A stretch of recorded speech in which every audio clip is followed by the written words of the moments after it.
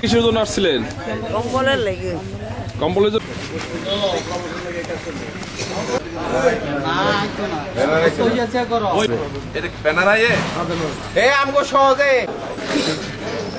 এইটা তো কোনো মানুষের কথা কওয়ার ভয়ে ভালো না।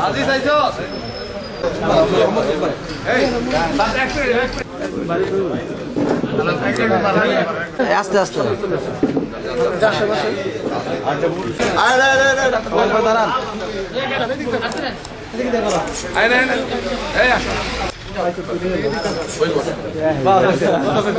কনিষ্ঠ পুত্র জনাব আরাফাত রহমান কুকুর প্রথম মৃত্যুবার্ষিকী 2 দিন আগে হয়েছে।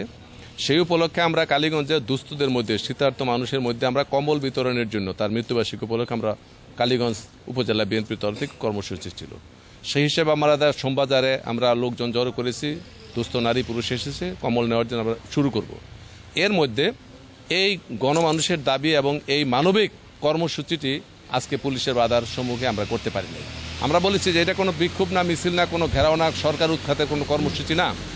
এখানে আমরা কম্বল বিতরণ করব শান্তিপূর্ণ, কিন্তু সেইখানেও এই অগণতান্ত্রিক ভোটারবিহীন সরকারের এই সরকারের পুলিশ বাহিনী এবং প্রশাসন সেই কাজটি বাধা দিয়েছে। এতে কালীগঞ্জের মানুষ অত্যন্ত দুঃখিত হয়েছে। এই জঘন্য ঘটনার নিন্দা জানানোর ভাষা আমাদের নাই।